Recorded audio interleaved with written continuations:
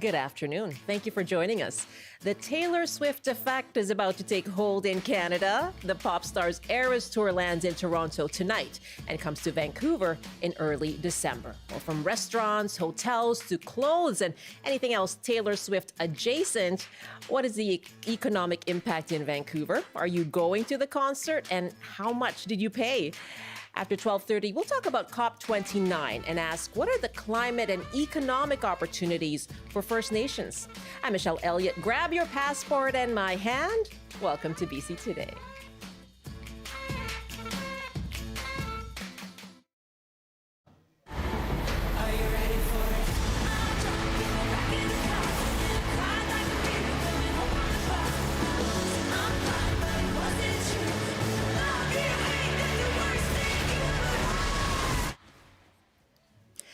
It is showtime in Toronto. Taylor Swift kicking off the Canadian leg of her tour, starting with 6 shows at Toronto's Rogers Centre tonight.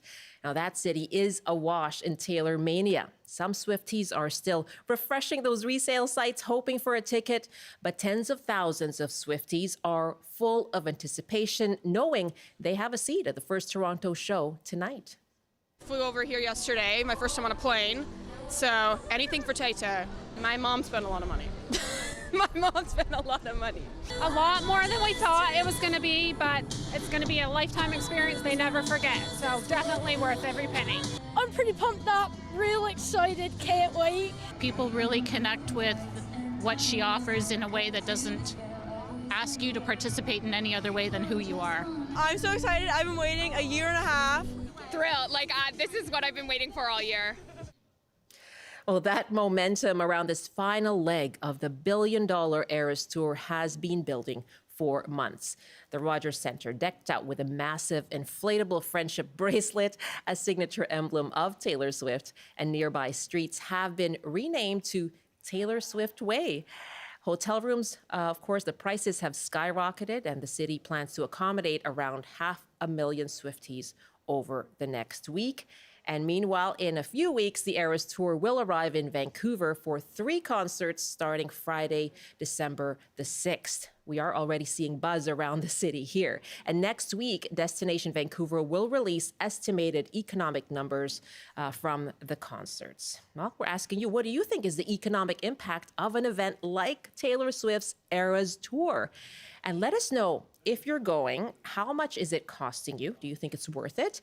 And if you're a business person as well in the downtown area, let us know how you're preparing or getting into the spirit and hoping to cash in on all the Swiftie excitement. You can call us 1-800-825-5950, 604-669-3733, and you can hit pound 690 on your cell phone. Our email is bctoday@cbc.ca. My guest is Kenton Lowe, the Dean of BCIT's School of Business and Media. Good afternoon. Hi, how are you doing? I am well. I can't help but get caught up in the excitement just listening to those folks getting ready in Toronto. Same here. It's infectious. I kind of feel underdressed, need more sequins. So let me know, are you yourself a fan of Taylor Swift? Are you going to the concert? I wish. I missed out on the lottery. I basically put my name in, didn't get it, but now I'm really envious because my daughter, who lives in Toronto, she's going. So she's part of that, what you just showed. Oh my gosh. That crowd of people. So she's going there. I think it's either tonight or the next one that she's going to be at. So I'll live it through her. Yeah. What has she told you about her own preparations? Well, it's all the things related from the friendship bracelet going down to like Michael's and getting the beads and dressing appropriately. And she's super excited about going. Now tell me, okay, so for her and for you who tried to get a ticket, we've heard they can go into the thousands. I mean, do you think they're worth it? Well, if you're a Taylor Swift fan, yes, because it's an event of a lifetime to go and be part of it, be part of the overall Taylor Swift experience. Now, as I talk about it, still wish I could go. All right, your daughter's gonna have to send you a lot of pictures and video then. Yes. We're going to get these numbers from Destination Vancouver next week as to what they're expecting. But I know that Destination Toronto, which oversees Yes. tourism in cities, have released their numbers as well. What are we expecting when it comes to the economic impact of her tour? So Toronto, they've got 6 concerts. We've got 3. Toronto's estimates right now are about $282 million, like worth of business that's going to come, and it's going to be both direct and indirect economic benefits to the city of Toronto. Vancouver will have the same as it relates to the millions of dollars that are going to be generated for the concert, like the venue, nearby hotels, restaurants, shops, and transportation services. So those local businesses will see all this increased foot traffic, and this is going to create this ripple effect because cities that host these shows like Toronto and Vancouver, they're going to get heightened media exposure, and that draws future tourism to a city. So it's not just a fun evening of music, but it's just going to lift the local economy Hmm. and And, support jobs across various sectors. and that number, as I understand it, doesn't even include ticket sales and No, hotels. So yes. this is all those things that are attached to this night. And so how can a city like Vancouver prepare for what they are expecting in terms of accommodation and just being able to meet the demand? So from a local accommodation standpoint, whether it's the hotels or short-term stays, they are preparing. And as we all seen, the prices have gone up, but that's the whole theory of supply and demand. Hmm. And but you can find potentially like affordable options because the cities, the venue, local tourism associations, they're working to make sure that there's availability and affordable options out there. It might take a little detective work, but I think you can find something. If you and a parent perhaps are intrepid enough, go online and look. My guest is Kenton Lowe, who's Dean of BCIT's School of Business and Media. And as the Taylor Swift Eras Tour arrives in Toronto tonight, already the frenzy has begun. There is also buzz here in Vancouver as the tour is expected here. It's going to arrive here in early December for 3 nights. And we saw a news release today from Capilano Suspension Bridge just sort of chiming in as well, saying they're going to turn their Canyon Lights event into a Taylor's version event and have a big friendship bracelet along the Capilano Suspension Bridge as well. What is that the idea that you just sort of cash in or capitalize on a big event and go in on the theme? You know, I went to a restaurant in Vancouver last week and suddenly the drinks were all Taylor Swift cocktails. So that's the idea, just to sort of, jump on the bandwagon. Yes, this is all part of the Taylor Swift phenomena that Mm. you can capitalize on her concert and everything from her music to all the accessories associated with it. And as you just said, the Capilano Suspension Bridge is doing something. Local restaurants are likely doing things as well too, because I think the latest estimate is about a 200% increase in business for restaurants in and around BC Place where it's taking place. And I'm sure inside those restaurants, there's going to be Taylor mania going on. All tailor made for the tour. Let's put out the numbers. Love to hear from people. If you are lucky enough to be going, maybe you've gone to a Taylor Swift concert. We've heard from people call in on that too. Let us know how much it's costing you. What are your preparations for going to Taylor Swift's Eras Tour? And what do you think is the economic impact of something like this on a city? If you run a business yourself, a local business in Vancouver, what are your plans? Are you hoping to jump on that Taylor Swift bandwagon and cash in on the frenzy? 1-800-825-5950. 604-669-3733. You can hit pound 690 on your cell phone. If you're still trying to find tickets or accommodations, let us know what that search is like as well. We've heard various stories about people getting tickets and suddenly seeing just how much those hotel rooms are. You know, how hard is that for you? And we'll get into that with Kenton as well in terms of I know you talked about supply and demand, but really we hear about concerns around just exorbitant prices. Is that should we just accept that then? Well, whenever there's high demand events like a Taylor Swift concert, prices are going to go up. Now, I know that the organizers and other organizations are working to make sure that there's opportunities for people to get tickets at a fair price. So whether it's like a lottery system or whether it's a fan-based event or actually a fan base offer where you can, if you are associated with a credit card company, you get a chance to buy tickets early, and the prices there are reasonable. Now let's talk. I know you are also you study media and instruct students around media as well, and that's really the mystery almost of Taylor Swift, right? Like she's a talented musician and songwriter. But she's one of an endless, infinite number of talented musicians. So how has she been able to turn that into such big business? Taylor Swift has this amazing ability to connect emotionally with her audience. So we all enjoy her songs, and they come from different eras, as the concert will tell us. And there's something that resonates with everyone. So you can get the beautiful song, but you get an emotional benefit as well too about being associated with a particular song because it resonates. I can think of songs that resonate with me from earlier in her career, and then there's current songs as well too that resonate. You think, wow, I can identify with that song. So it kind of spans, the era spans generations, actually. Yeah, so when I look at it from myself and my daughter, yeah, we're different generations, but we're Taylor Swift fans.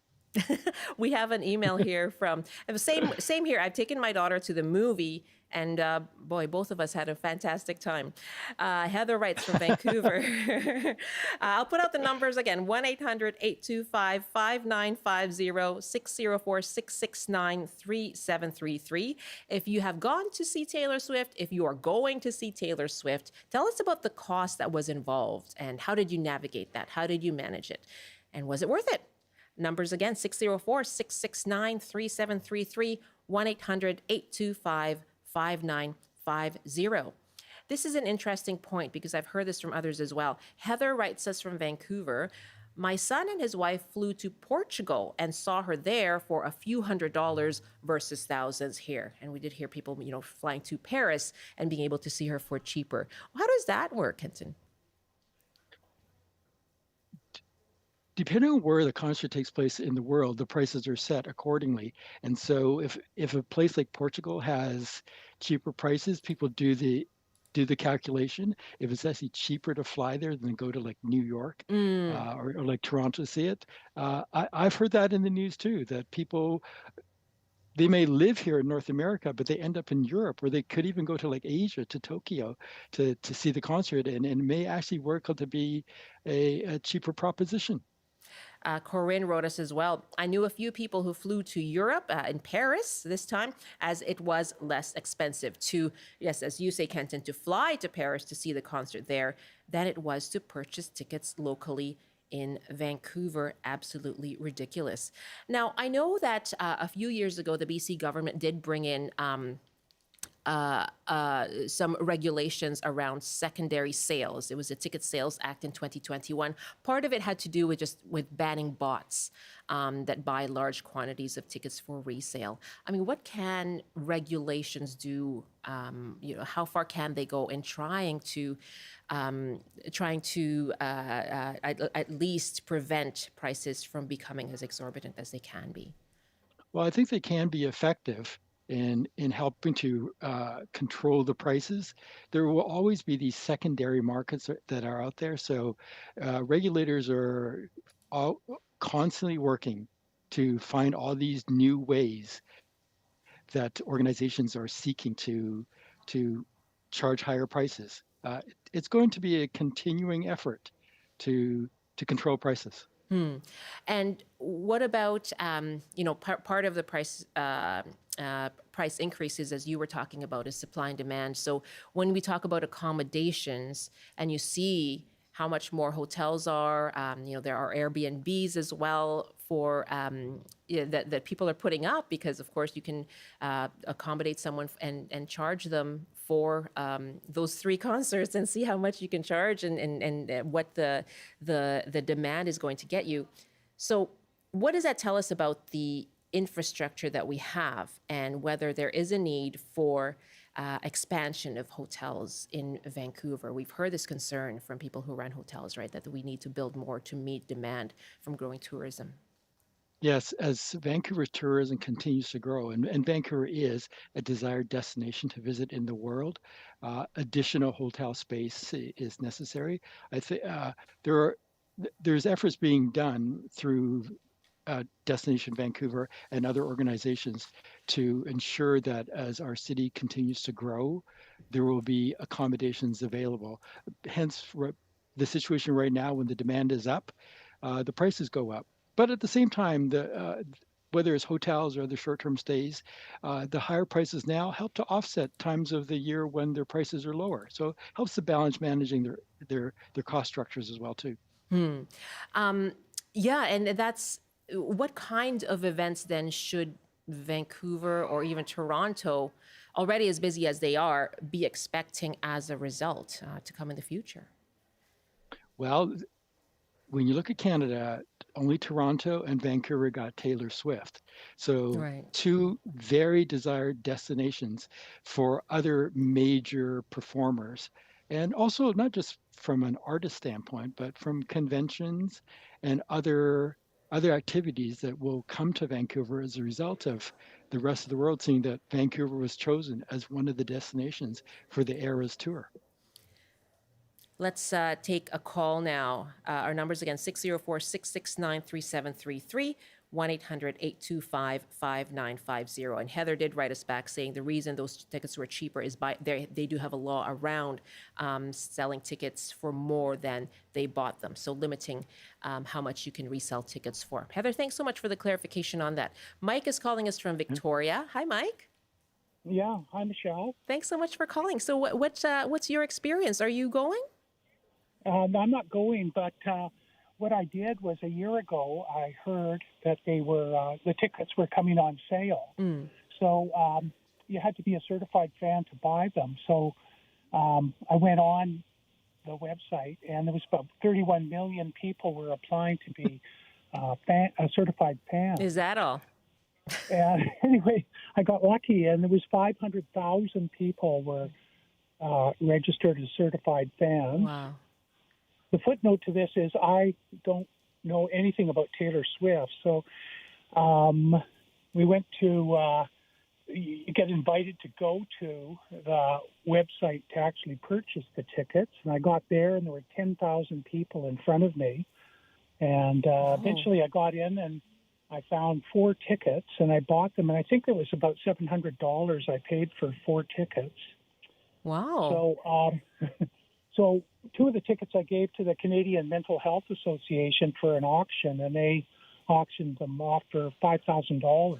And the other 2 tickets I gave to my daughter-in-law, and she ended up giving them to a couple of friends of hers who was a mother and daughter, and they're actual Taylor Swift fans. So it's great that they're going because they're the ones that really appreciate this. Right. So that's my story. That's a really great story. And wow, kudos to you for giving them your tickets to a cause that you care about and had them be able to benefit from it for their own fundraising, Mike. Yeah, thank you, Michelle. Can I ask why you wanted to get tickets? You didn't know anything about Taylor Swift. That's right. Yeah, I heard the hype about it, and I figured, well, why not try and just see how this whole thing works? So, it's quite arduous and stressful. You're let loose in this ticket room, and they tell you to buy whatever you see. So, it's very stressful. So I managed to come out with 4 tickets. So. Okay. Can I just clarify that? Like when you say you were there, this is online? Yes. So Yeah. I was online. Yeah. At Ticketmaster. Yeah. Okay. And you can, people complain about trying to get swimming lesson spots. This must be infinitely more than that. Mike, what a great story. And I hope that your daughter-in-law's friends have a fantastic time and that the CMHA is able to benefit from your donation. Thanks so much for calling. Thank Yeah, Thank that's you, Michelle. awesome. Bye. My got much further than I got. Yeah, exactly. Much further, and put it to worthy causes. Love that. Absolutely. You know, I heard from someone speaking on a podcast that if you go, she had a bunch of tips. This was someone who had been a reporter who had been to the concerts in the United States. And she said, if you take a video, do not sing while you're taking that video, because all you're going to get is your voice. Do you have any tips for people to enjoy, to get the most out of a concert? Enjoy it. Yeah, just, like you see a lot of people going and they're videoing it. You can do that, but not for every single song. I would say just go and enjoy the experience, because that's why it's taking place in this amazing venue. You're going there, you're with thousands of other people. Just take it all in. Take it all in. Take it all and be in the moment. Yes, totally. Great to speak with you. I hope your daughter has a good time too. I hope so too. Kenton, I'm sure I will hear about it. I'm sure you will. Kenton, thank you very much. You're welcome, Michelle. See ya. Kenton Lowe, Dean of BCIT's School of Business and Media. You can tune into CBC News Network tonight. There's also special programming this evening. Tonight, 200 million albums sold, 12 Grammys, a pop icon, an economic powerhouse, a concert for the eras. Canada Tonight is live on location this evening for special coverage of the Taylor Swift Eras Tour.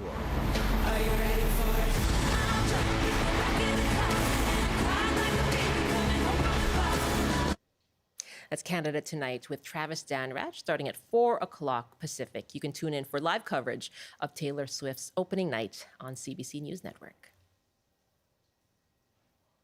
It is now 12:28. This is BC Today. BC's ports are resuming operations today after the federal government ordered the dock workers' unions and employers into binding arbitration earlier this week. Now, we asked you on the show, what role should government play in contract disputes? And we had many diverse views on our email. Dave writes from Surrey, on the whole, collective bargaining is a good system. Sometimes it becomes necessary for the government to interfere.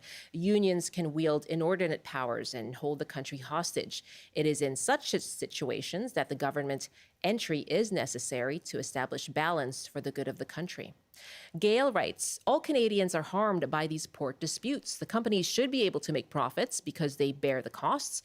A major factor I hear is that workers fear job losses due to automation. Globally, ports have adopted automation, so Canada has to be competitive. Automation will increase efficiency and therefore competitiveness. It is inevitable across all industries and sectors. Marshall writes, if the Labour Minister had not intervened, the pain and suffering of the majority of working Canadians would have been severely affected. Now, Kate writes from Trail, this whole thing is created by a corporatocracy to try to break workers' rights. And most of us are workers, including small business owners. As a member of the public, I fully support the rights of workers. And Michael writes from Nelson, union management disputes need to be resolved through negotiations under the Labor Relations Board regulations. Government intervention creates the environment for employers to simply delay bargaining. When society loses the union's ability to withhold work to gain better working conditions, every other worker loses. Thank you so much for all your emails. It's BC Today at cbc.ca.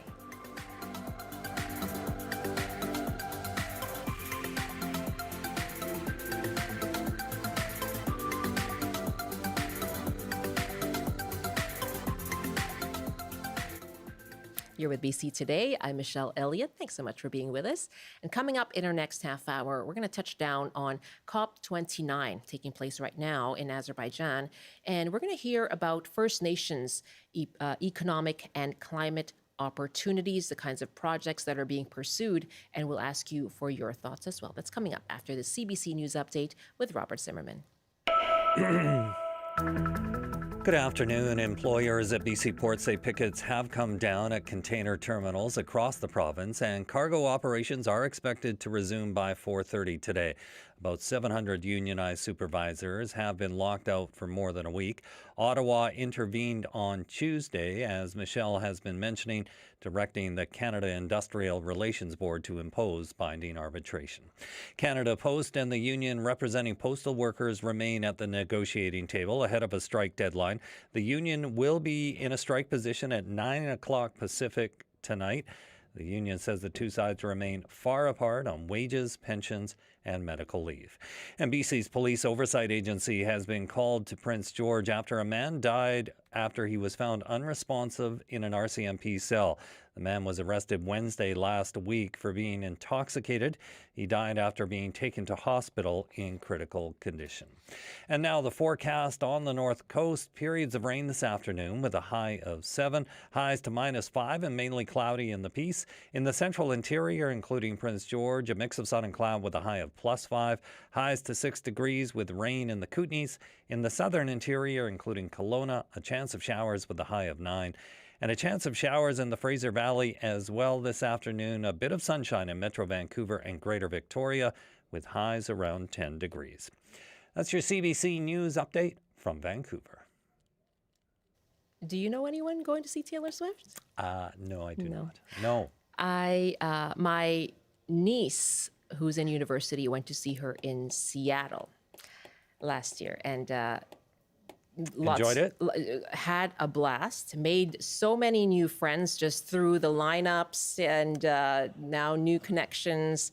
I saw her video. She was very, very far away. Taylor Swift was but a tiny insect over on the stage. And as I mentioned earlier, don't sing when you're taking video at a concert, because That's all you'll probably get. a good call. Yeah. But all I heard was her and her friends singing at the top of their lungs. And you know what? They were having a blast. I was actually down for a baseball game during that concert. Yes, that's so right. I walked through the crowds, and it was pretty crazy. Yeah, good energy, and they were certainly into it. They were into it. It reminds me, I mean, you got a feel for they're often young girls and teens going to these concerts, and the moms and parents either paying for it or going with them. It brings me back to my first concert. Which was? Janet Jackson. Oh, that's a pretty good start. It was, it was the Rhythm Nation 1814 tour. It was amazing. I wore a Rhythm Nation 1814 hat. It was black with silver words. And I thought it was pretty cool. I bet that was a good show. It was a really good show. So, and a big step. It's always such a milestone to go to your is. first concert, right? So have fun. Kudos to everyone going. Thanks, Rob. You bet. Rob Zimmerman in the CBC Vancouver newsroom.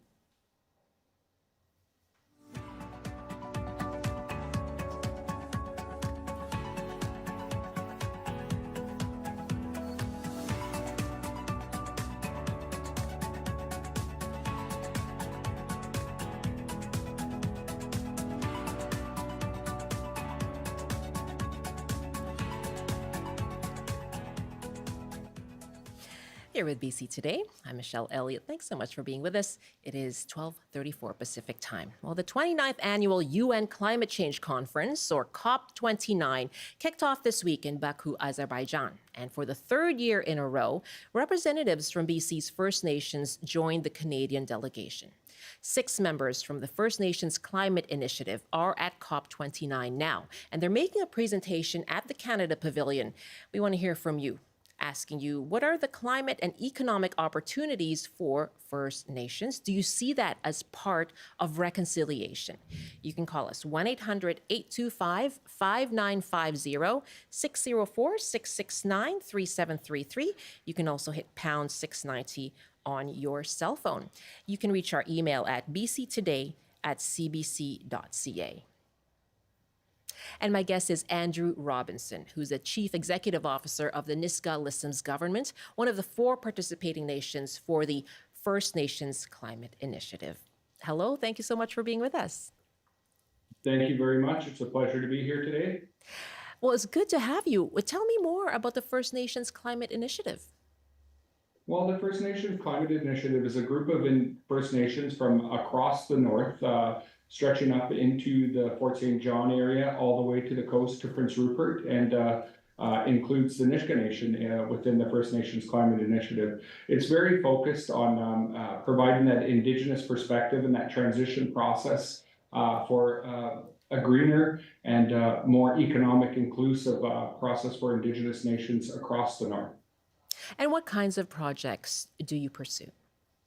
Well, some of the stuff that we're working on right now are a couple of the larger projects in the North. Many of the listeners would know the work that has been done on the LNG Canada project with the Haisla. The Haisla are also part of it, and also the Nisga'a are a part of it, and the Metlakatla First Nations are also a major part of the project with First Nations Climate Initiative. And not only do we look at economic opportunities with large-scale projects to provide clean liquefied natural gas and other types of fuels to the global community, but we look at what opportunities are there to allow us to focus on Indigenous perspectives on land reclamation and the process that we use within our own respective territories to achieve those goals.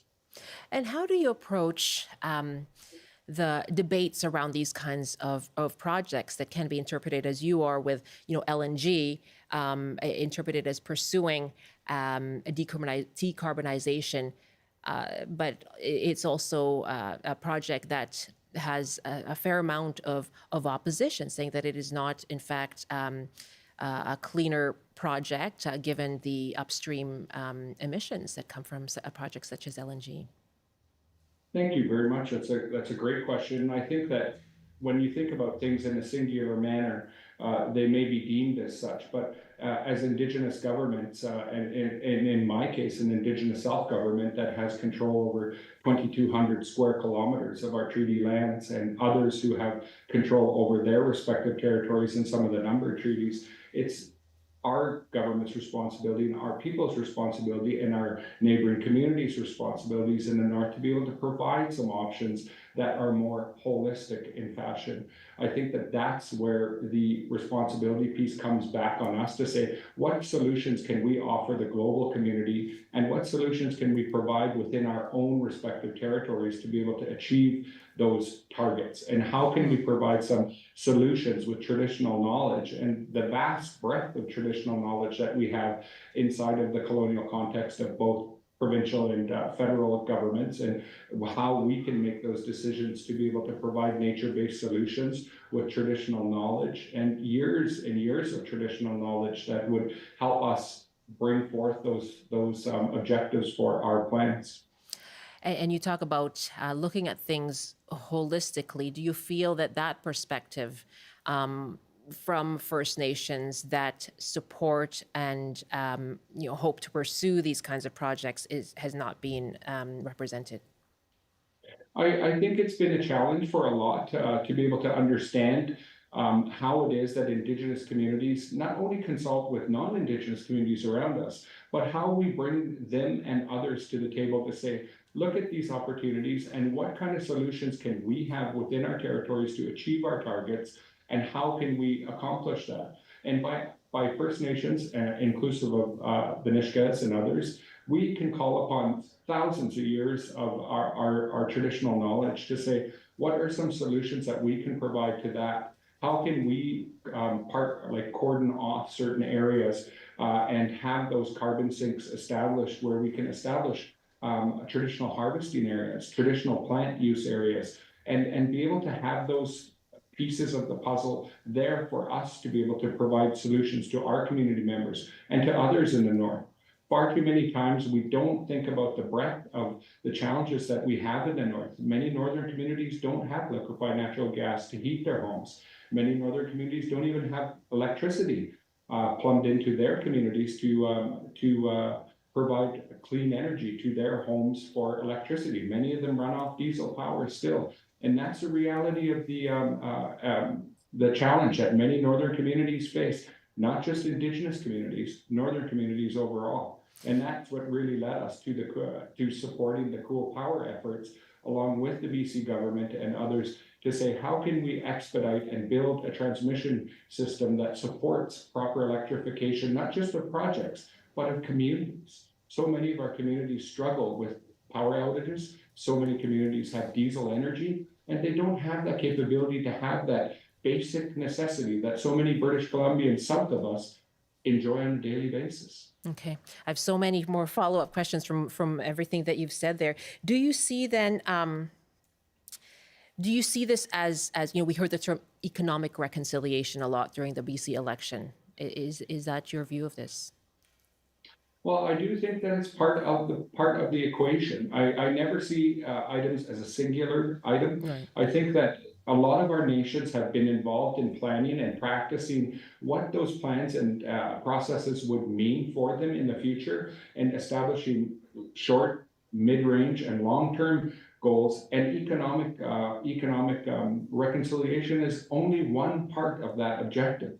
How is it that we start to address the migration of Indigenous peoples to urban centers? By having good, clean infrastructure in our communities to be able to achieve having individuals reside in our communities, by having projects and having opportunities within our communities for sustainable long-term employment is a part of economic reconciliation, but it's also an integral part of the societal, cultural, and linguistic goals that we have as nations. And how do we weave those in and start to gauge and grade those as Indigenous nations when it comes down to what people perceive as just economic reconciliation?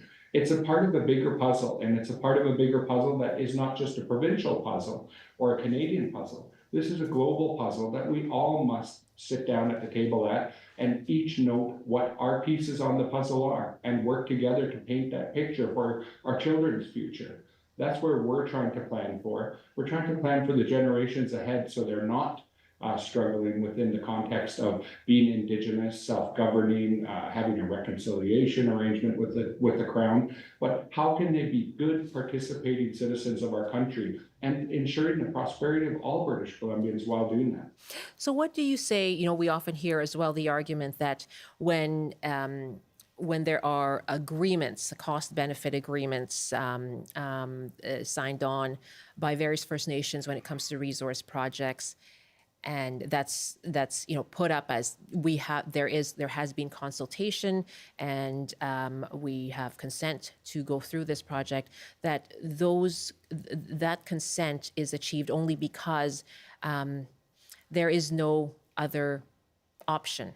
That if you're to achieve some kind of to achieve that prosperity, that is going to have to be through this, and it's through a lack of other options.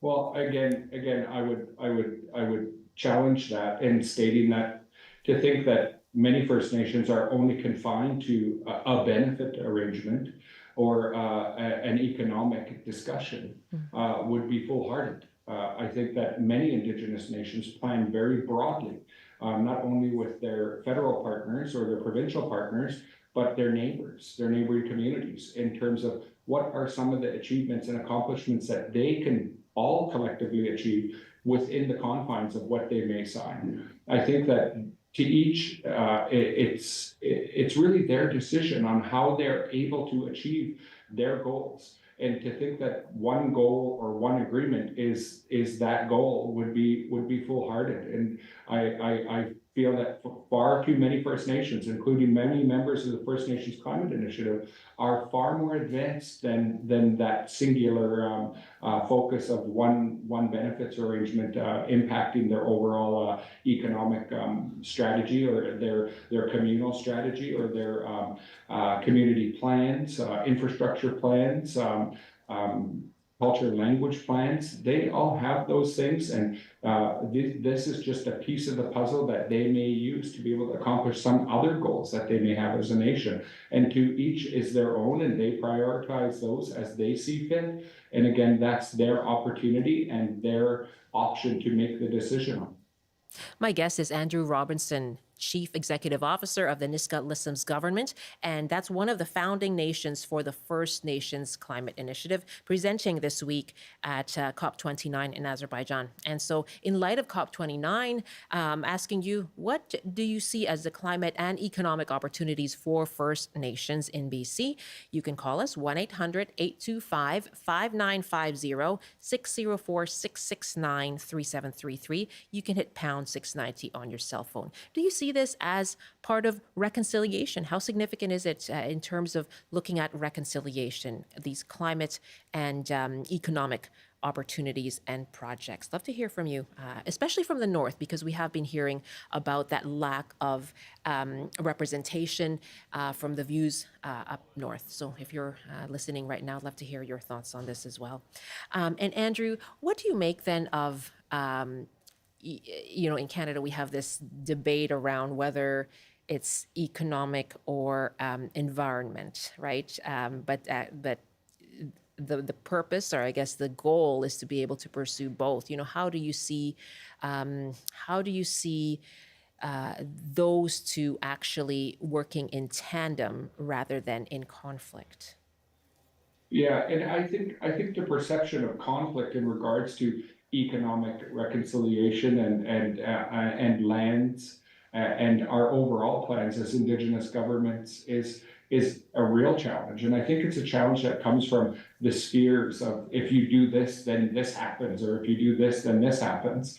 And to think that we're not engaged in that level of sophistication of discussion as Indigenous governments and as Indigenous communities is a very big challenge, because I think that we have engaged with a number of critical thinkers. We've engaged with the province, we've engaged with the federal government, we've engaged with international partners on seeing what is the best suited method for us to be able to plan ourselves, what is needed globally, what is needed provincially, what is needed nationally, and how can we better inform that, and how can we strategically plan over the long term or short term, and even start to make solid decisions on our processes. Internally, modern treaty nations in British Columbia have been making significant strides. The Land Claims Agreement Coalition in Canada has been making significant strides with the province and the federal government in regards to what some of their objectives are and how we can achieve these things with concrete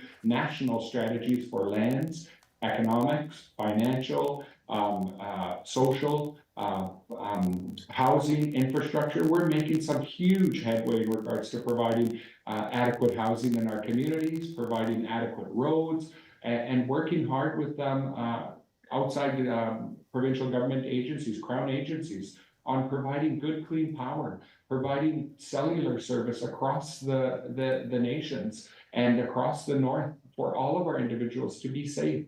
And those are being not just led by Indigenous communities, those are being led by non-Indigenous communities with us, standing side by side with us as the North to say, we matter too. It seems to me that you are conveying a sense of, I don't want to misinterpret, but a sense of frustration that hasn't been, that is not recognized in terms of the ability or the pursuit of these kinds of projects, and looking at them, in broader terms like that, as you're describing. Yeah, I don't think it's frustration. I think a lot of the challenge that rests in the area of who's who in the media, or whatever might be conveyed in regards to large-scale projects or initiatives that First Nations people are engaged in. There is a lot of success across this province, and a lot of success that was done by this government and the previous government in regards to what is economic reconciliation, but what is reconciliation overall. Reconciliation is just not a buzzword, and a lot of support and kudos to the former lead of the TRC, the late Murray Sinclair. And reconciliation is reconciliation.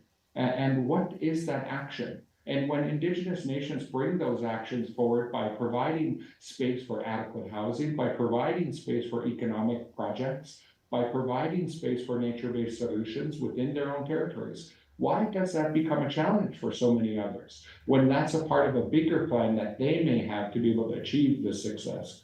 And how do they collectively work together to be able to provide that narrative? And I think sometimes that narrative is just not front and center. And I think that narrative needs to be more front and center, not just by the province, but it needs to be explained a lot more by the federal government in regards to what has been achieved, and the goals and objectives that are coming in from that. And so, when it comes to narratives, we have seen much reporting into the LNG pipeline and opposition from the Gitxsan Nation, for example, and hereditary chiefs. So how do you move forward given the continued debate and ongoing opposition?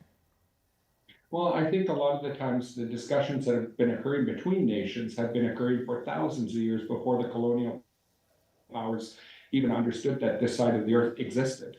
Our people have been living beside one another and having discussions on not just projects, but interrelations. I think that when you look at the corridors that exist within BC today, you look at the former grease trails that existed from the Nass area that have gone as far inland as Fort St. John, into Alberta, out of other river areas. Those are all now key highways and key conduits for transportation of goods and transportation of trade in BC and across Canada. And those were all built on the knowledge of Indigenous nations. So how is it that Indigenous nations are confined by certain discussions that may be seen to be persuaded by one argument or the other, when they haven't even had the time to have that discussion themselves as a collective in between one another? One chief or a nation or who represents a nation may have a very different opinion in regards to what that means for them. So again, that collective discussion needs to still occur between nations to say, what are some options for us to not only look at this, but what are some options for us to begin to work together in a more conducive manner towards any objective that they may be trying to achieve. I think, again, that's a part of that colonial context that still exists. Let me put an email to you here from Peter and Duncan, who writes a couple of points. First, many First Nations, including some in Vancouver Island, have been moved when we took their land to floodplains and are likely to be subjected to many climate emergencies. And second, the Malahat First Nations is working with a Taiwanese company to build a massive battery plant on their land. Now, Peter writes, relying on fossil fuel industries for improved economics is not in the long term effective. I'm wondering what your thoughts are on that.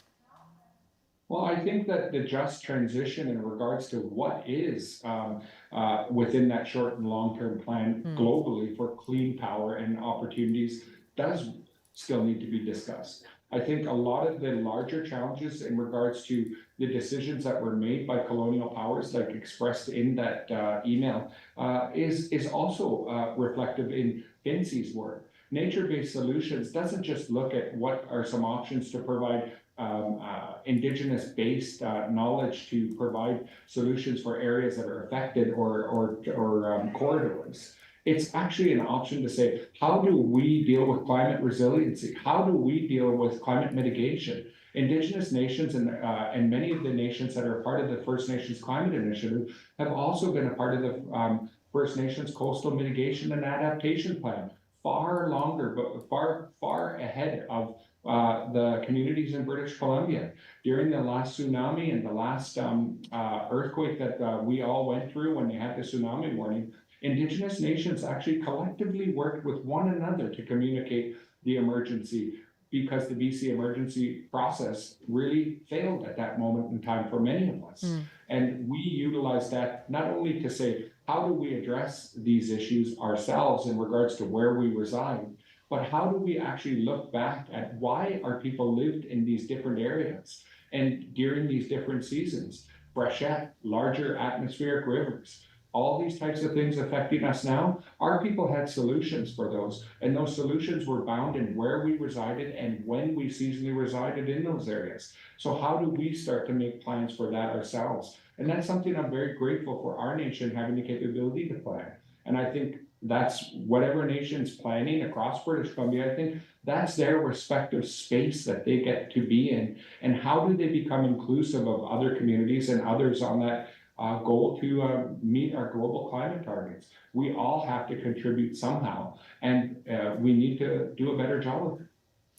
As we wrap up here, Andrew, what do you hope to come away with this year? What does the First Nations Climate Initiative hope to come away with from COP29? Well, I think one of the key things is ensuring that Indigenous nations are brought more front and center in regards to these opportunities. I think that Indigenous nations globally have a lot to contribute. Indigenous nations, not only globally, have a lot to contribute, they have a lot within their current legal frameworks. And many First Nations in British Columbia have that legal framework that they can afford an example for others across the globe. And I think for others to think that Indigenous communities are not working with one another across North America, South America, into Europe, and into other parts of the globe, that's silly, because I do think that so many of us communicate with one another about what they were able to achieve, what their challenges were, and how did they achieve mitigating those challenges, and how did they achieve maybe not getting this much, but getting this much out of it, and achieving some of their larger targets as a nation. I think that dialogue that is existing amongst Indigenous communities globally is becoming more pronounced for the global community. And I think it has a lot to contribute. Really good to speak with you. I appreciate this conversation, Andrew. Thank you. Absolute pleasure. Thank you very much and have a great day. You too. Andrew Robinson is Chief Executive Officer of the Niska Lissam's government and also with the First Nations Climate Initiative, which is participating and presenting at COP29.